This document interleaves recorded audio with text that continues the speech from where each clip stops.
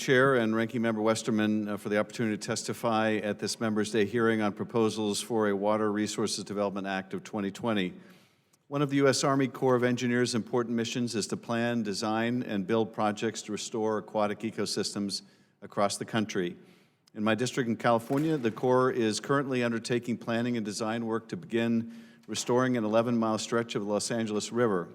This project, decades in the making, will restore the river's original natural beauty and revitalize over 700 acres of aquatic ecosystem to provide much-needed green space for wildlife and residents alike. I'm thrilled that the Corps included significant funding for the LA River in its work plan in fiscal year 2020 and will continue working with the City of Los Angeles and the Corps to build further momentum on the project.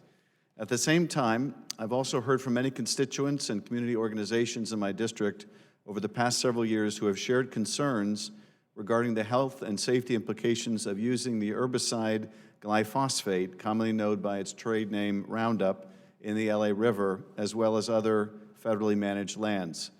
Many state and local governments have reviewed the medical research on human exposure to glyphosate and have limited or banned its use. The state of California has added glyphosate to its Prop 65 list of chemicals known to cause cancer, and the County of Los Angeles recently prohibited county departments from using the chemical.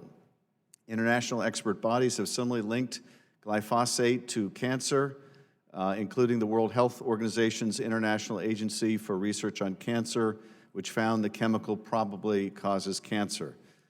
I believe the federal agencies should always strive to respect the desires of local communities in which they work, particularly when using potentially harmful chemicals on public lands. I repeatedly called on the Army Corps to cease using glyphosate in the LA River and have proposed amendments to appropriations legislation to require the Corps to do so. The Corps and other federal agencies should continue to seek out alternative vegetation management procedures that do not require the use of potentially harmful chemicals and use these procedures to the maximum extent possible. However, I also recognize the Corps uses glyphosate to manage vegetation in part to reduce flood risk, an essential task, and that in certain situations an appropriate alternative may not be immediately available.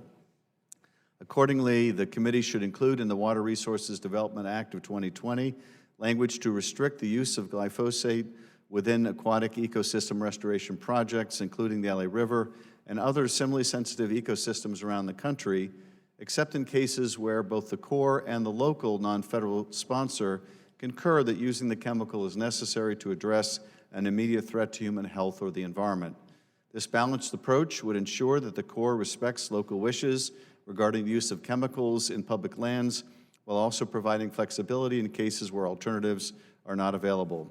I urge the committee to consider such a provision as it drafts a Water Resources Development Act of 2020, and I remain committed to supporting the Corps' important work in maintaining and restoring the LA River.